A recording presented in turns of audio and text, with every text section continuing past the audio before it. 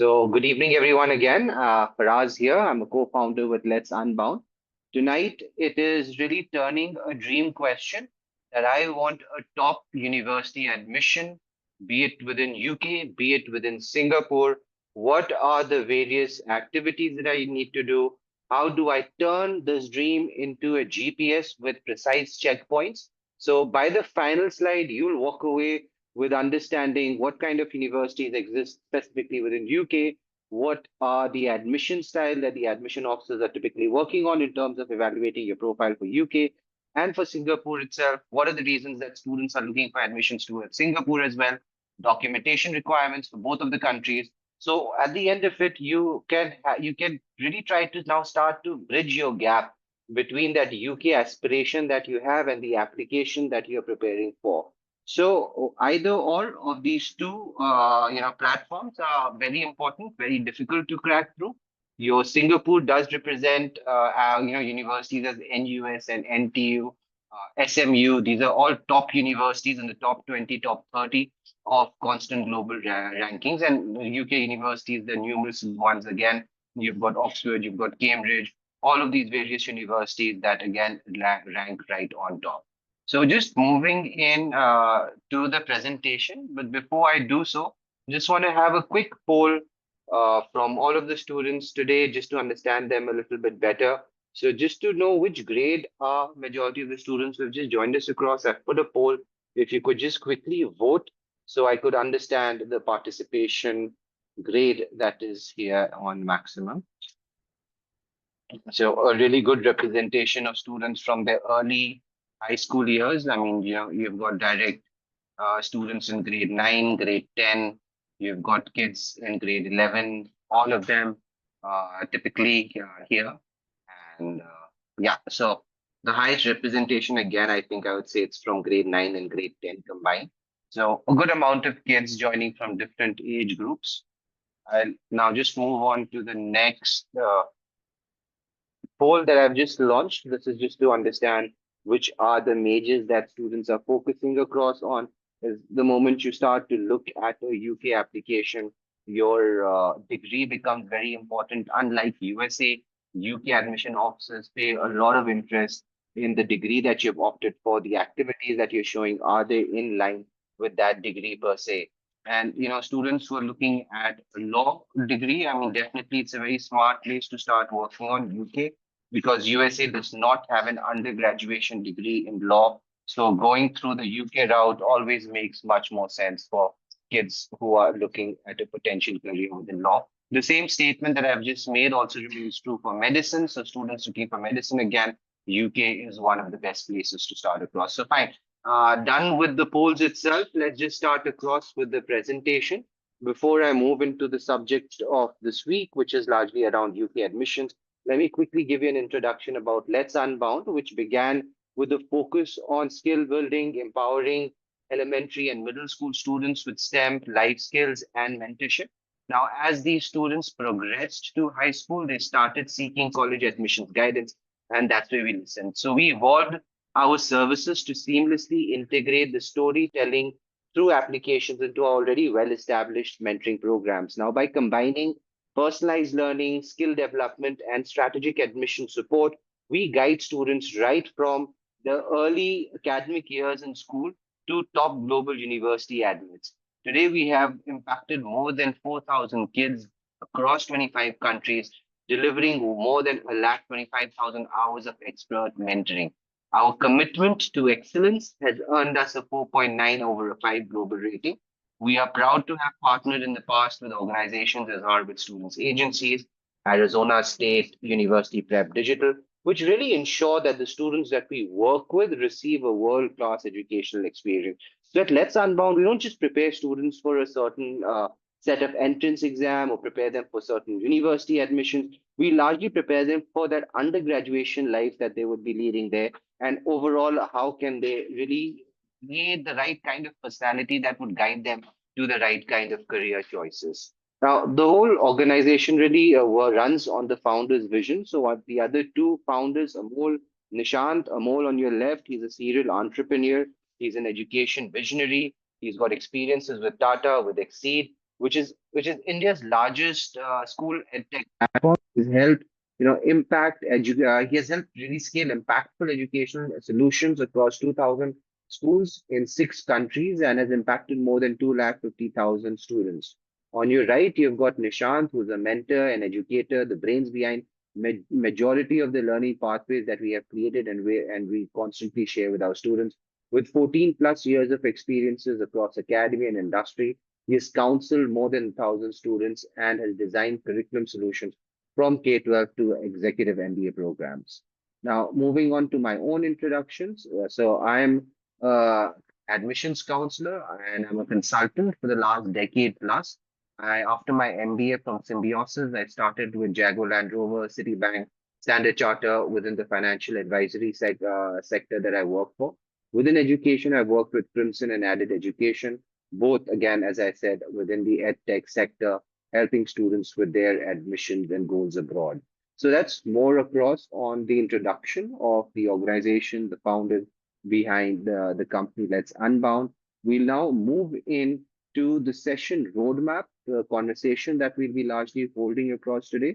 So as you can see, we'll be starting firstly with UK admissions itself. So we want to understand, right, what are UK admission officers looking for? What is the application process? What are the different weightages? There's a system called the UCAS tariff score. How does that work? What are the calculations? Important admissions that are very peculiar and different from USA. That in UK, again, your entrance tests are based on the major that you would be largely studying. From there, we'll also look across into Singapore admissions. As I said, that why do students choose Singapore? What is the application process that you're looking at? What are the weight? And the specific program requirements that I'll be typically sharing across with you, just to showcase to you that Singapore, even beyond UK, very specific on the majors that you'd be studying. And that's one of those really differing benchmarks in admissions that USA sets, which gets differed and you can further also becomes, I would say, more academically driven when it moves to Singapore. Then we'll move across to our approach. We'll look into resources that we do always share at the end of our sessions because as an organization, one of our core ethos is to put out as much as information possible on admissions abroad. So as many as students can benefit this, can understand from it, and can be at a better stage to start this whole counseling process. So understanding about the goals that you're trying to set across is going to be really the key for you in this whole journey. So without a further ado, now let's really start getting into the crux of the matter. Let's start looking at UK first. As I said, that's the first plot that we'll be going for. So within UK, I'd say everything really boils down to you being that scholar. A candidate who's passionate, who's rigorous, who's resilient, who's really looking at those academic challenges one after the other. So let's really try to say what are those 3 words that I just spoke about: the passion, the rigor, the resilience. So have you ever read, or for example, coded, done painting, debated outside your normal schoolwork? So this is what your universities are looking for. So your Oxford or Cambridge tutors are really asking you, have you read recently that has really gone on to challenge you in a different way about according to your admission? So that's what you have to read in to their specific kind of questioning. They're looking at rigor, right? They want you to go into your academic, choose the hardest syllabus that is available. I'm not really talking about the boards, but I'm really saying beyond the maths that you're studying in school, are you going out and taking further courses? Let's say something very specific within applied maths. Do you feel that taking extra APs can enhance the curriculum that you're already studying across? Because again, a lot of students do have this misconcept that your 12th and your APs are almost the same. They're not. AP is a US undergraduation level course. So you taking all of these various courses either through the AP format, going on to Coursera, finding specific courses around mathematics, or for example, if you're still going into that STEM area, you're going into humanities, you're looking at courses again within law, within political science. And that's how you really get to communicate this rigor beyond the academics that this kind of admission is looking for. It looks for resilience. I mean, resilience again is a very common factor across all admissions, but here the resilience is really being looked across at how have you really, let's suppose, failed at a project that you were working in? Did you pivot, right? So Cambridge loves the phrase that one would, try to sum up the situation as intellectual humility, where you come across and say that I did try out this intellectual challenge, did not go through the first time, have recovered, and this is the kind of growth that I show. So that's what overall a UK admission student is. He is a scholar. He is someone who's passionate through various choices, various activities that can be academically defined. You're someone within sciences, you're doing coding, you're competing on coding, you're doing a summer course on coding, you're doing an internship. That's the passion part. The rigor aspect comes in by taking even further more courses, going into further depth. And resilience is trying to showcase, regardless if you're failing in any of those activities, how you have come back stronger, academically speaking, in the area that you're interested in. Those are the kind of stories that a UK admission officer is looking for. Now, moving across from the kind of story that's being created in terms of admissions acceptability, before we come back into this and we start looking across at the application process. For example, what is the UCAS application? What's the personal statement? I think it's we should take a bit of a stop here, look at the type of universities, because even when you start working, one of those primary questions that all students and parents would be having: what are the universities that we would be applying for? So, right, let's just decode this slide in simple plain English. Let's just put it across. What are these universities? So, right, your left, these universities, as you can see, they are your mission and policy groups. So these universities, their purpose tells you how they would be teaching and how they admit. So we'll start off with Russell Group first. So think of research engines. You got Oxford, you got Imperial, you got Manchester. So if you want big labs, tough entry bars, and professors who publish nonstop, this is the kind of college you're looking for. Your application needs to really have hard academic evidence, top grades, advanced maths, Olympiad style rigor courses, or also certain courses, or expect and also do apart from the courses and the academics that you're setting in within the Russell Group, do expect that you'll be going through some kind of a test, some kind of an interview. So again, your top universities, your Oxfords, your Imperials, Manchester, they typically form this Russell Group. They're a group of 24 colleges that come across here. So that's one name that all of the parents today can really Google that up and have a look across at.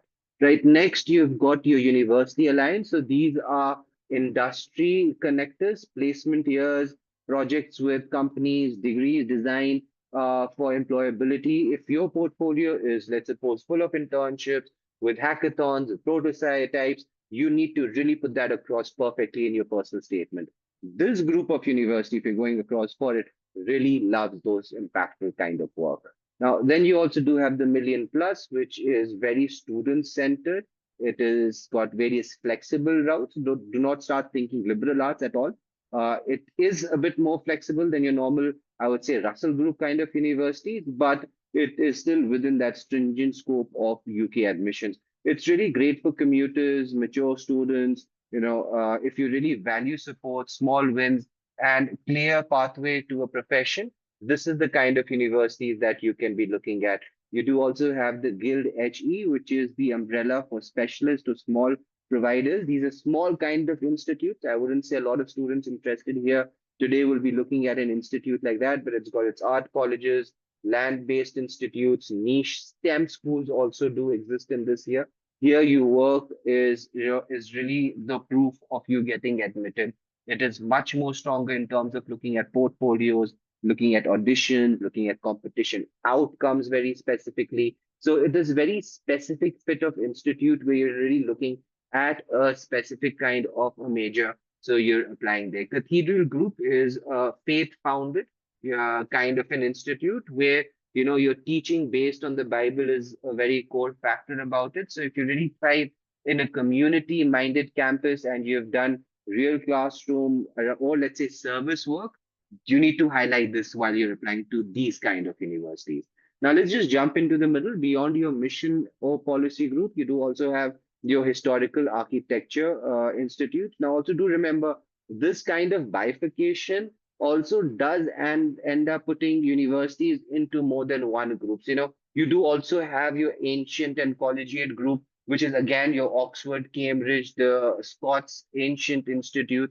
So this again grouping is just created to really talk about your old kind of institute, your old colleges there, really talk a lot in this term. Then you do also have your red brick institutes, which are largely your civic city universities, which are built around professional pipeline, around professional degrees. So, for example, engineering, medicine, business, you are looking across at these. There's also a post 92 kind of a group that you can also be looking across at. Right. On the right, you've got specialist and alternate providers as well. These are also different kind of colleges within performing arts, art and design school, land-based agriculture kind of degrees. But the real groups that you would be looking across are your first one, which is your mission policy group and your historical and architectural labels. That these are the kind of universities that you'd be largely looking for. But this is how overall you can bifurcate the kind of universities within UK. Now, moving across to the admissions process itself, that how does this conveyor belt work? That you're looking at academics, personal statement, references, letters of recommendation. How do the tests come in? Where do the interviews go? And how do you eventually get into that offer cycle? So this is how the UK UCAS application looks like. So if you want a picture an admission officer opening a digital folder with exactly these kind of tabs, because if any of this tab is weak, the whole folder slides to the bottom of the file. So you have to look at this as one overall folder with different sections put across to it. The first one being academics. Now, within academics, the first point that I'd like to really stress across on is major based exams. Unlike USA, where you do not have to declare your major and you end up just giving two entrance exams, be it history undergrads that you're looking for in English, economics, engineering, biomedical sciences, you will be giving SAT or ACT. Here, it is going to be very course specific tests that you'll be going for. So, for example, you've got ESAT for engineering, you've got MAT for mathematics and computer science, you've got UCAT for medicine, you've got LNAT for law. So, different universities, different exams and tests, really trying to see can you think the way the degree is demanding you to think across on. Again, the UCAT exam, do not really think of it in terms of how we see the NEET exam. It is more of a logical based examination that you'll be giving same across comes across for LNAT. Now, beyond the major based exam that you need to submit, you would be submitting your grade 12 predictable grade because you'd be applying this anywhere between January to March. You'd be applying this anywhere between October to January, and you'd be expecting your results to be coming in by March itself. Right now, moving beyond your transcript, moving beyond your grade 12, you do also need to submit your transcripts from grade 9 to grade 11. And dependent on the board that you have really studied, you may have to give your IELTS or TOEFL examination. So if you have done an IB board for your grade 11th and 12th, or you have done your A levels for which is the Cambridge board for 11th and 12th, then you can skip across onto that English proficiency test. Now, moving on from there, you'd move on to the personal statement.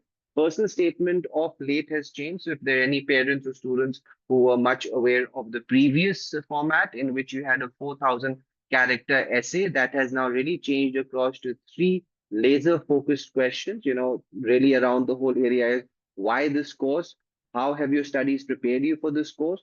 What have you done beyond the classroom? So, think of them as a story with three tweets: hook with the intellectual passion, prove the subject mastery, finish with impact and reflection, draft, sleep on it, slash the fluff, give clarity, which really points out to the answer, the crux of all of these three questions that they're putting across to you.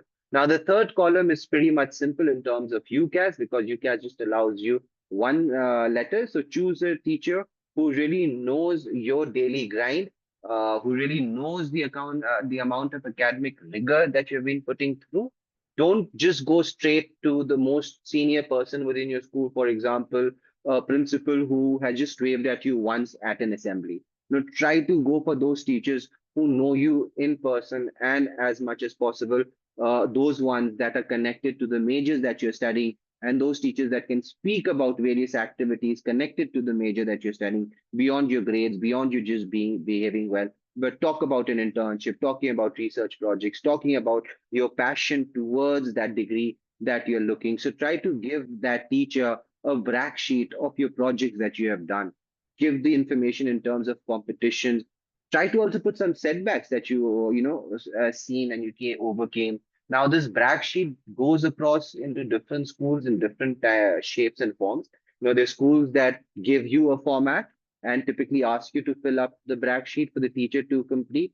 There are schools that would ask you to just submit a brag sheet as per your own understanding. And there are also some schools that actually do not take any brag sheet or any documentation.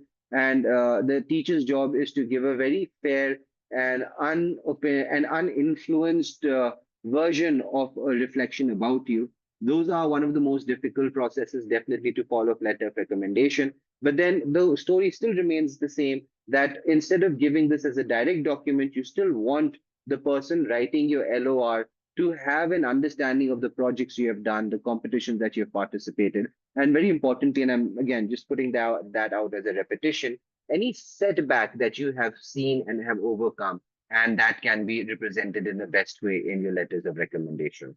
Now, the fourth column, most UK colleges do skip the interview, but as I have said, a lot of your colleges within the Russell Group, your Oxford, your Cambridge, Imperial Medicine, they really do want to have those interviews. And there, even those scholarships, even as handful they are, would largely still invite you for an interview if you're going even for a scholarship. So often, how these interviews are done, it's going to be an alumni on any of these online platforms, for example, Zoom, firing problem solving questions. So they're trying to gauge how do you think out aloud on the major that you're planning to study. They want to understand and really what depth have you done, the things that you have claimed within the personal statement itself. So the moment you have put in a research paper, you've spoken about an internship, be ready to justify that research paper and internship and all of those activities that you have shown if you're applying to one of these universities. They do take an interview. Right. So now the big takeaway is, if these four boxes are, very precisely made, are strong, they're coherent, grades that match predictions eventually, a statement that screams the fit between your personality and the degree, and a teacher who really collaborates your story. And, at the end of the day, given that poised interview, you're really on track, on the way to get that right kind of offer letter. And what you just now need to do is create this whole vision for yourself and start building from that point onward. Now, just moving on to give you an overall quick timeline as well within the UK admission. So this is a current timeline, as I would say, for kids that are, currently within grade 12, how they'll be looking across that. So we're really on 4th of October as of now. So on 14th May 2025, that is when most of you would have started to have your accounts. That's when it opened up. If you don't have it, go back, and I'm referring straight to students in grade 12. Go back, create it tonight, have those emails verified, the portal started up. Otherwise, the kids that have started this off time in the right fashion, by the 3rd of September, your application had opened up. So we're almost now 30 days into the application forms being opened up. So all of those kids, again, as a reminder, in grade 12, you could easily imagine that majority of the other kids have had a 30-day head start to you in this specific way. So start putting in and making sure that you have got the final polished version of your personal statement, and you're updating there. Have the final understanding of which is the reference that you'd be going for. They are well briefed. And by the 15th of October, 6 o'clock UK time, you should be ready to apply either to Oxford or Cambridge or medicine or dentistry. These are the initial deadlines that typically come across. So for before the October, you should have had your UCAT score if you're going for medicine, or you should have had your LNAT score if you're going for Oxford, but going to be studying across on law. So that's the first deadline that comes across the 15th of October. The next deadline would be the 29th of January for all non-medicine and non-Oxford and Cambridge applications. So the only deadlines that hit early, which is 15th October, it's the degrees that you would be studying in Oxford and Cambridge, and medicine for all other universities. The moment these applications are closed, all of the other degrees in other universities and other colleges would go on till the 29th of Jan. A quick reminder, you only do 5 applications in UK. All of the students who are going for medicine, just a quick explanation how this works across. By 15th of October, you would have made your 4 medical application. The fifth non-medical application by law would then go by 29th of January. Now let's think about an engineering student and try to put these timelines for you. If you're applying to Oxford or Cambridge, your engineering degree should be applied by the 15th of October. You can either apply to Oxford or you can apply to Cambridge. So out of the 5 application, one would be done by 15th of October. The other engineering applications, the other 4 that you'll be putting into different universities, will be done by 29th of January 2026. So, and as I've just explained for engineering, you could take that for every other degree apart from medicine. Medicine is the only one where 4 of your applications will be concluded by 15th of October and 1 application will be made on 29th of Jan. The reverse is true for all non-medical kids. You will first make just the 1 application and all of the other 4 will be made by 29th of Jan itself. By February, you can start to open up with your finance options, right? So all international students, the deadlines that are largely there, and they'll be exactly announced per university, but you could roughly understand that as February of 2026. By May of 2026, your funding applications would be almost done. You would have a very clear understanding of how much percentage is being done and how you take that final result forward, which you would have it confirmed by your hand by August of 2026. And this whole trajectory that I've told are for students that have already entered grade 12 today. If you're a student in grade 11, instead, wherever I said, for example, your timelines opened in 2025, you just make that 2026. Your application results for the 12 students come in 26. For 11th, it's 27. For 10th, it's 28. For 9th, it's right. So that's how it will be typically just going across. So just keep on adding those years to understand that whole trajectory. Now, this is how you look at the UK admissions process from your perspective. Now we'll move on that how does a UK admission officer look at the application that you have submitted? So one of the biggest areas that an admission officer pays the maximum weightage across on is the academic part. So 75% of the weightage is your grade 12 score. It's your admission test, which are major specific. And by grade 12, I mean the predictables. Beyond the predictables, your grades from 9th to 11th and your English proficiency test if you're on a non-international board. If you're on international board, be it IB, be it A levels, you do not need to give the English proficiency test. Right. Beyond this 75%, the next 15% goes across to the super curriculars on your bottom right. You can see that the super curricular and leadership activities that you have done. What do we really mean by super curriculars? They can be academic and non-academic. Your super curricular activities are those activities that are in line with the major that you are planning to apply for. So, for example, you want to study computer science, doing a maths Olympiad, playing chess, for example, is good ways or good non-academic activities also super curricular to the major that you're going to be applying for. So this is how you can really define a super curricular, which can be academic and non-academic, but it has to be a major connected activity, as you can just read on the bottom of your right side screen. Right. Beyond this 15%, the last 10%, so 90% is your grades, your scores, your academic excellence. The next 15% is the work that you have done within the academic majors that you're targeting, but beyond the school. So 90% really focused on the subject matter that you really want to expertise at.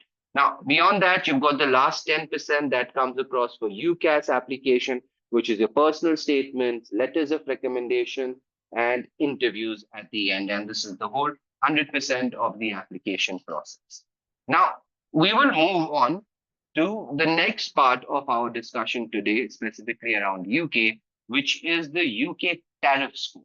Now, the UK tariff score is a very, very interesting concept, and it's a concept that you'll only understand after you've seen that heavier weightage on academics in terms, and then weightages that go onto your super curriculars and your UCAS. But even though if you see as much as numbers on your screen, this UCAS system really represents your Oxford, your Cambridges, your top universities that still don't use the UCAS tariff score. So if you really see me trying to explain how does an admission officer really evaluate your profile, there are two ways to it. One, I have just explained, where they're going to be looking at your overall profile, the grades, the application that you've submitted, the supercurricular activities that you have written, a really qualitative judgment behind the application that's going through. And your top universities are largely using this method. The other one is exactly what I was just trying to introduce to you, the UCAS tariff score. So the UCAS tariff score is a really singular kind of a point system that allows the admission officer to convert all of your grades into numeric. So how does it really weigh, and what am I overall saying? So the two ways, the grade based way, which eventually converts overall looking at your qualitative aspect, sets out very specific grades that you need to achieve. So for example, the university would be writing there that in terms of grade based, we are looking at three A's and A level, or we're looking for two A stars and an A on A level. They'll be looking out of your five subjects, they're looking at the three subjects. That's the grade based system.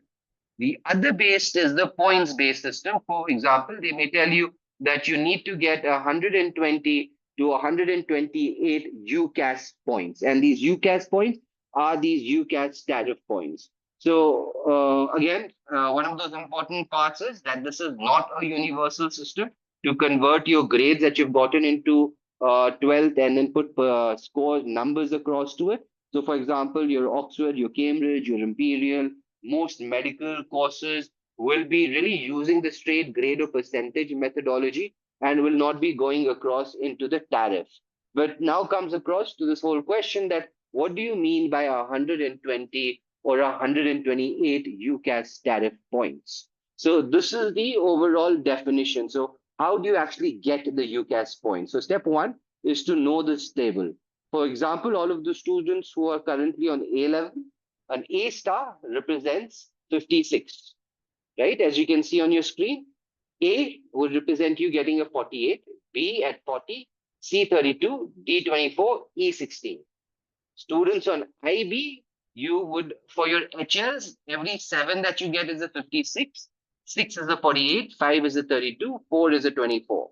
And then, you make half of that roughly for of your SL subject. So, 7 then converts onto a 28, your 6 goes into a 24, your 5 comes to a 32, your 4 comes across as a 12, and your 3 then comes across as a 6. Your IB core, TOK, and extended essays, those small bonuses. So your A is a 12, B is a 10, the C is an 8, and the D is a 6. So all of these various aspects will add up together to create your final score. But you'll also have to see, dependent on the university, do they look beyond three subjects and into your IB core as well, or they'll be only looking across as your three subjects. So that is a differentiator from college to college on how they have put across their tariff score.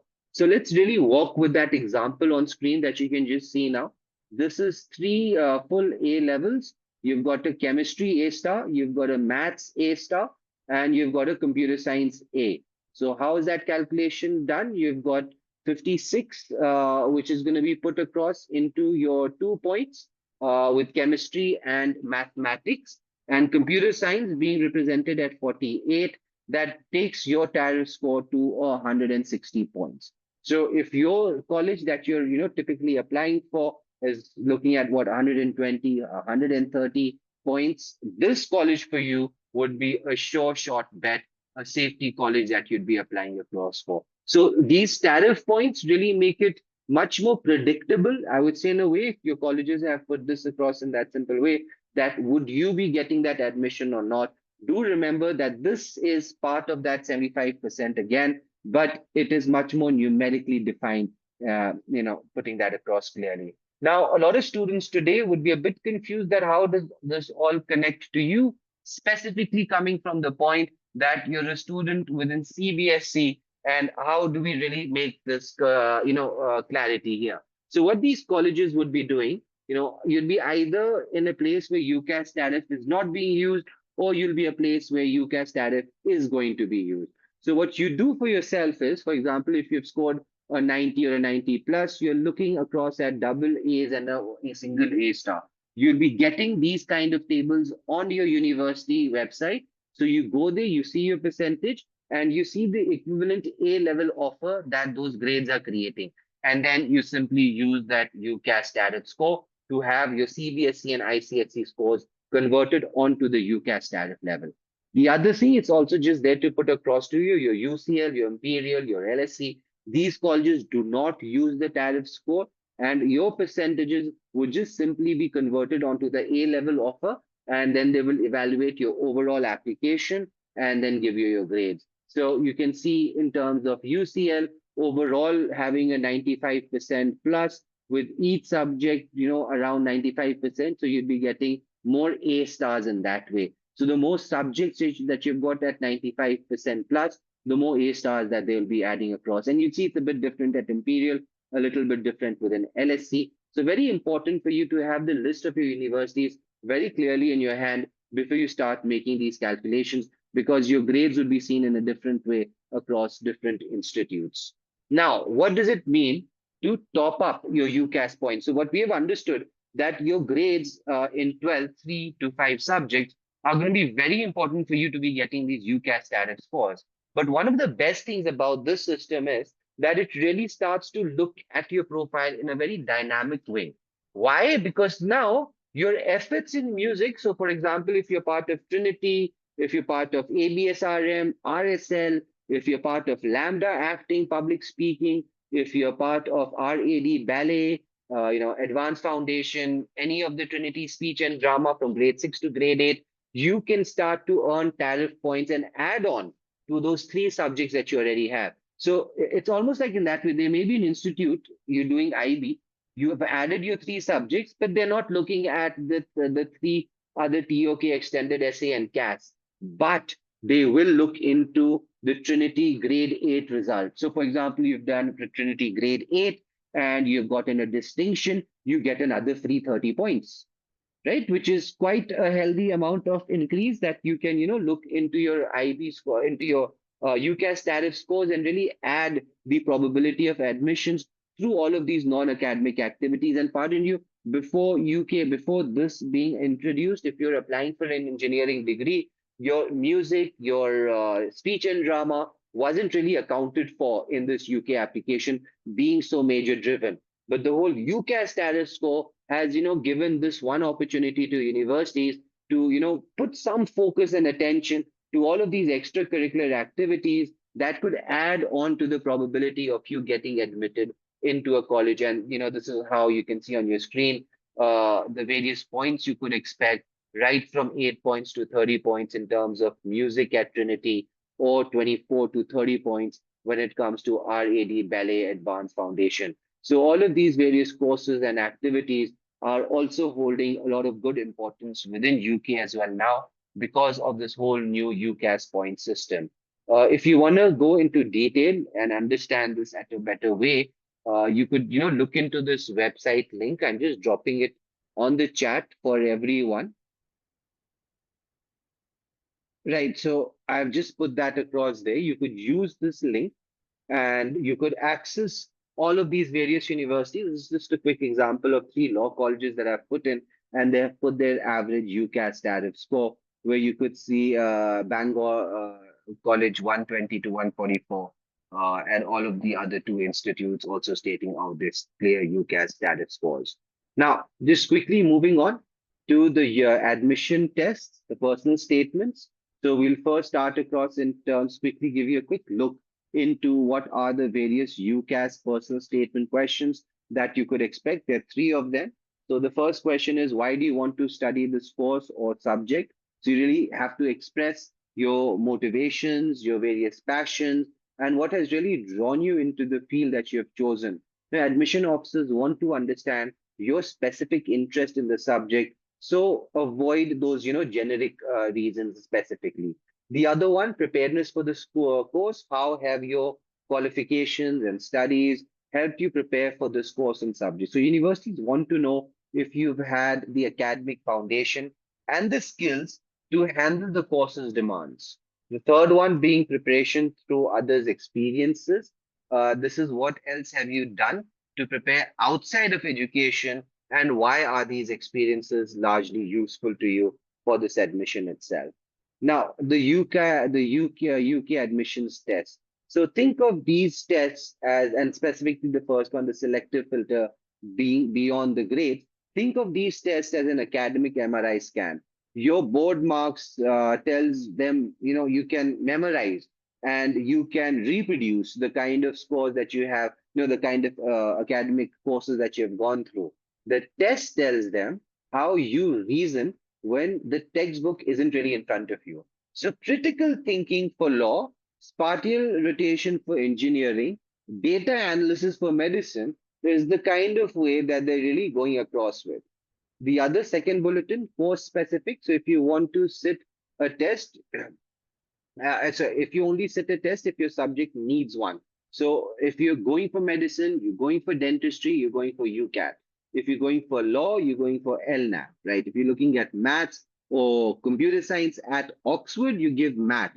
If you're looking at engineering or at Cambridge or at Imperial, you look at ESAT. So that's from 2024 that they've started that across. If you're looking at PPE, you are looking at Oxford, then you may be going for TSA. To the degree, the college that you're applying for is the combination coming through that would be, giving you the kind of exam that you'd be going for. These are run by external bodies. So Pearson VUE is the one that hosts the UCAT worldwide, and Oxford and Cambridge admissions testing runs MAT, TSA, PAT, and TMUA. So different organizations in the external bodies are running all of these examinations independently. You need to plan early. So on your 12th year, July to October is normally when you are doing all of these various entrance exams. No tariff points are awarded for the results that you do get on the admissions test. So your tariff points are just your grade schools scores in 12th, and all of those various activities that I've shown you: music, public speaking, speech, drama, that can be used across for your overall UCAS tariff score. The admission test results are not a part of it. So your UCAT, which is a computer-based aptitude test for UK medical and dentistry program, approximately more than 30 universities. That is again, a test which is really there to see your thinking process, right? It has verbal reasoning, it's got decision making, it's got quantitative. It's very different from the NEET examination that a lot of parents, joining us across today would be largely used from. Has now also replaced BMAT. BMAT was more medical centric. From 2024-25, BMAT has stopped, and all of the colleges have now moved on to UCAT. Just like the UCAT, you also do have the LNAT, which is there for majority of the law colleges within UK. It's got its two sections where you've got a multiple choice section, and then you have got a 40-minute essay with three prompts. So these are again two kind of entrance exams dependent on the major that you'd be going for. TSA, MAT, ESAT, TMUAP, PAT, STEP. These are again various quick entrance exams that are out there. So MAT, again, as I said, if you're really targeting maths, computer science, joint degrees within Oxford, within Imperial, and Imperial Mathematics, you're looking at the MAT course. The ESAT is there for engineering within Cambridge and Imperial. TMUA is for Durham, Warwick, Bath, LSE, LSE within economics again. You may be giving PAT if you're applying for Oxford within physics and engineering sciences. So again, you can see your ESAT is there for Cambridge, your PAT is there for Oxford, something very similar again to what you see across here in India. All of the dates that you can see really run within the June to September end or October start when you're giving these entrance exams. And this is the 12th year that you would be just closing all of these on. So these are the overall UK admission tests that are there for you to be taking dependent on the major that you'll be applying for. So this is the whole section that I wanted to cover across for UK itself. If you guys want to get some more in detail understanding, personalized understanding about UK, what I'd suggest by the end of the session, I would be showing up the QR code, which you could register for those one-on-one sessions, where we could sit with you on a one-on-one fashion and understand how your profile is getting created, which should be your primary country. Should it be the US? Should it be the UK? Now, having UK discussed, we are now going to move on very quickly to Singapore itself because, within this time frame, we need to conclude Singapore in the next 10 minutes. And I think we'll be just going over our closure time of 9 o'clock by 5 to 10 minutes today. At that junction, I'll be taking up all of the questions. Now, one of the first things that comes across in Singapore is firstly to differentiate the admission narrative. So as I was just saying in the last slide when I was showing you the similar one for UK, that UK is different from USA, that UK looks for a academically rigorous student. It looks for academic activities beyond your school within the major that you're applying for. When you move into now Singapore, this narrative even becomes much, much more precise. So now UK would be putting even more focus on your academic scores, your academic grades from 12th, your entrance exams, and all of those activities in terms of, let's say, research paper internship are good activities to have, but the focus of admission will be much more precise on your school academics themselves. Now, before we move into exactly, what is the UK or Singapore admission cycle looking like, what are the various application processes, I'll just quickly run you through the kind of reasons why a lot of students are looking at Singapore. So Singapore is really now a global hub for education, which is really offering world-class universities. So as I was saying, if you open up the QS ranking for this year, you'll find 3 to 4 universities just in the top 20, top 30 list of UCAS and various different rankings out there. So your NUS, your NTU, these are top-notch universities. The SMU are really up there. Along with them having, really, let's say, those top-notch universities, the affordability of those top-notch universities also becomes a big factor. That's almost one third to go into an NUS and NTU and finish a 4-year degree. If I'm comparing that to, let's say, an MIT, or if I would compare the fee structure of an NUS and NTU to, for say, for example, University of Pennsylvania. So all of those institutes would be 3 times more expensive and approximately the same kind of global ranking. And with ranking and obviously the fee structure comes the most important or the other factor, that global recognition. So a lot of HRs, a lot of organizations do understand the strength that the degree as an NUS and NTU does provide. Singapore's being a financial capital of the world does also add on to that whole nuance of those universities being able to put you across into to those top employments right immediately. The cultural diversity again comes from that whole factor of Singapore being a melting pot of different cultures, being that global capital hub. Students looking at finance degrees, economics degrees. So they have really started to look at that cultural, sorry, to look at Singapore in that way, which has increased the cultural diversity furthermore. And that, brings me on to that last point, the career opportunities. So, you'd see a lot of students, I would definitely say from this year and even from last year, a lot of UK students were converting their applications into Singapore ones very specifically saying that, both universities anyways require the same kind of work, the same kind of rigor academic students. So with the UK economy not looking as promising and Singapore one still staying strong, we have seen a lot of students apply into Singapore rather than going into, let's say, a backup country as the UK or a backup country as a Canada.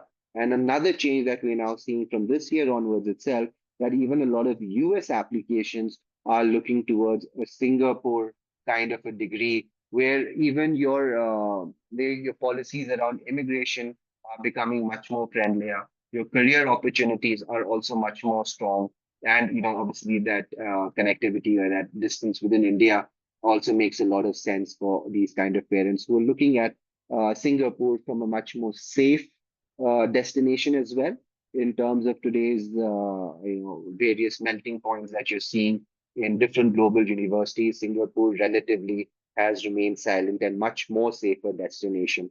So all of these 5 points has really propelled Singapore to become one of the most prominent destinations that a lot of students are now looking across for. And as I said, that it offers you good degrees, it gives you a safer environment. You can achieve the same too in a lesser cost. It's much more closer to India, and career opportunities is on a rise for this specific country. Now, beyond the more praises just on Singapore's opportunity, Let's also look at the application process itself. So again, you do have the four buckets, but in a little bit of a different way. So you can see within your school academics, your grade 12 score, extremely important. Grades from 9 till 11. Any major specific prerequisites, we'll be covering this part later, right? So dependent on the major that you're applying for, there may be some kind of prerequisites that you need to carry. Apart from that, IELTS and TOEFL, and again, if you've been studying on IB, if you've been studying on, I think even CBSE and you've taken English, you do not need to give the IELTS for your Singapore at least. And even if you have taken A levels, you do not need to give that IELTS exam. Moving on to the other part, which is SAT. SAT exam is also used for a lot of colleges within UK. So it's optional for institutes as NUS, NTU, and SMU, largely for international students. Otherwise, there are also some program specific exams that you may need to take. So, for example, NTU, it's got LKC medicine. It's almost very similar to the UCAT. And, UCAT can also be use case within your Singapore admissions, largely around NTU. NUS would go through the focus skills assessment. It's an FSA and plus a situational judgment test, which is called SJT. So these are also those tests that you could look at. Historically, colleges have seen to also look at your UCAS entrance exam again. So a lot of your UK entrance exams do become quite usable for UK itself. Now moving on to the for Singapore itself. Now moving on to the third part, your essays. So this is a different factor dependent for the different university that you'll be applying for. So it is not as common as it's within the common application for USA that it will just go on to every other university. Every different university handles their essay sections differently. So SMU is the most essay forward. Always do expect a short essay prompt or a section responses about, let's say, leadership, around service, around ethical reasoning, or why do you really think SMU or that specific program is good for you as a profile. With NUS and NTU, most courses, there's no really long personal statement. Instead, some programs in scholarship would ask for short written responses on specific questions that they may be having. Within medicine and law, so there again, dependent on specific colleges, there are some places where you may need to submit an essay. Apart from that, interviews, that's the fourth part. SMU uses interviews very widely, even outside law and medicine, to really assess the fit, communication, and teamwork. Within NUS and NTU, the interviews are really targeted. So, for example, it's standard for medicine and dentistry and nursing and scholarships overall. And even law you would be looking at, but then a lot of degrees around business design and architecture that may not be having an interview. So, dependent on the college that you're applying for and the degree that you're going for, it will be really cleared up. Would you be going for those essays or interviews? Largely for the dates now, you should be looking around the 30th of November till 26th of February for international students. The scholarships would be running between Feb to March again. You could run or expect the same kind of deadlines for NTU, but NTU does extend up till 19th of March, and that's the same what would be happening across for SMU. Now, what is the weightage factor behind Singapore admissions officers? So the entrance exam, the essays, the interviews, it's actually 10%. Your I would say, let's suppose the SAT result that you have submitted, the ACT result that you may would have submitted, they have a lesser weightage, unless or until it's a medical one, where that also gets encompassed in your academics. But overall, academics themselves really have got a 90% kind of a focus, and this is the make or break within your grades. And that very specifically is your grade 12 score and your grades from 9 to 11. The most important part for your Singapore applications. Now, just to quickly give you a quick look at a few, prerequisites that you need to keep in your mind. So, for example, within medicine, do remember to keep chemistry first, and having biophysics really does add on to that aspect. For test, NTU uses UCAT as well, and they do also have that MMI, which are mini multiple interviews. Within NUS, you've got FSA and SJT that you need to be putting across, right? In terms of law, that there's a very strong essay would be helpful within this. There are also a lot of colleges that would be making you write written tests as well within NUS, within SMU. And interviews here are almost mandatory and they're in a panel. Medicine, again, they're going to be multiple rounds of mandatory interviews. It won't just be a single one. Within architecture and design, having maths, art, and design would be helpful. Within NUS and NTU, you could expect any kind of test, and you may have to submit a portfolio. You will have to submit a portfolio and specific questions, and there are often interviews that you could look across. Within business and economics, maths is required and it's preferred. SAT is optional if you'd want to put that across that. There would be short questions that you need to look across in terms of essays. Interviews, it's largely a part around SMU that you'd be giving an interview. Many places within economics, you may not have to do that. Within computer science and engineering, maths and physics both are really important prerequisites. SAT is optional and can really help you across. In terms of essays, not one any big essay, it's just short responses. And again, sometimes you may have to give a interview as well. The same thing comes across in terms of nursing, having bio, having chemistry is helpful, and you would have short responses of interviews, 4 or 5 set of questions that you're going through, and interviews are often held and conducted. So just again, you could have a quick view of those subjects that are very important, dependent on the degree that you would be looking to apply. So those are those important parts that I wanted to discuss in terms of UK and Singapore. Now we'll just move in to our approach, that how do we take up all of this aspect. And as I've always repeated on my sessions, that whenever we start across, what we see is that 93% of the students really understand a few amount of career options, 7 to be precise. And that's where to, put a student in this whole process of admission counseling, where every different country have got a different process in which they're selecting. So how does one really work across in this way? So we really treat this as a systematic nuance where we will be starting with the student, understanding their personality, understanding their interest, doing a psychometric test, handling college counseling, helping them with their profile building, and all of the activities till the visa and assist guidance is completed. This is just to give you an overall timeline of students joining us across from 9th, 10th, and 11th, and how we help to build their candidacy, how do we help them to understand their interests, build their strengths, manage themselves once you come to your 11th year, helping you select the various subjects, going for competitions and capstone projects, all the way guiding you till your application and always and also beyond till the visa application. Now, just moving on to the success stories as well. So this is a quick story of a student that got admitted within Cambridge within the right kind of grades that he had.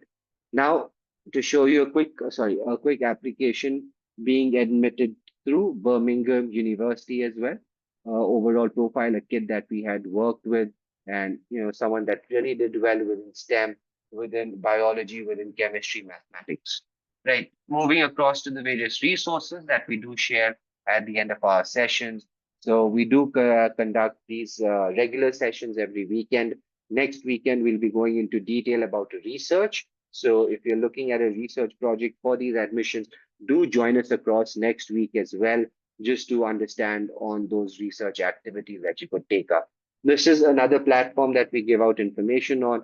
You can use the QR code at the bottom to get access to all of these books, which will be giving you further information on admissions abroad.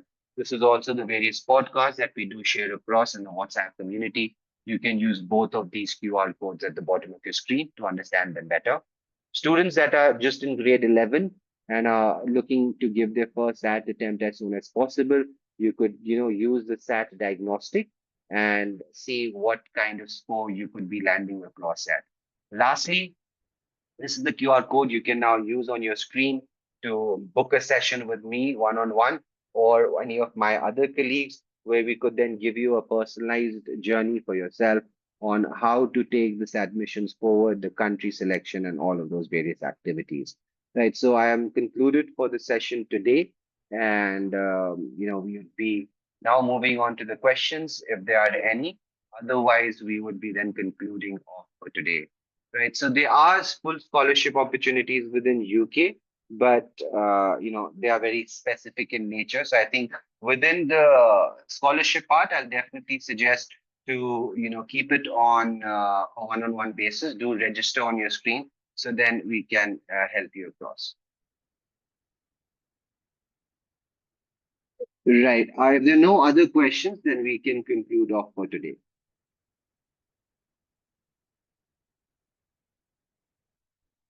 I'm not seeing anything come across on the chat section. So thank you for joining us across today evening. I hope this session did add value to you. If you want to further understand this on an individual level, you could just use the QR code. And now I am just signing off for today. Career in physics and economics combination. Definitely, there are a lot of different options that you could look at, Vivan. But Vivan, I would want to understand your interest in either or, because you see, physics, I'm not very sure. Are you talking about theoretical physics, applied physics? What kind of economics do you want to mix with it? So I think taking this on a one-on-one session would be better. But definitely, physics and economics is a good combination because the core character in both of them being mathematics, so very surely you can excel in both. And they're really good career options that you could also look across. But what I'd suggest, do book a one-on-one session with us using the QR code on your screen. So then I could, give you these specific answers one-on-one. Right. I'm gonna now give another 5 seconds for any other questions. If there are none, then I would be stopping the session off.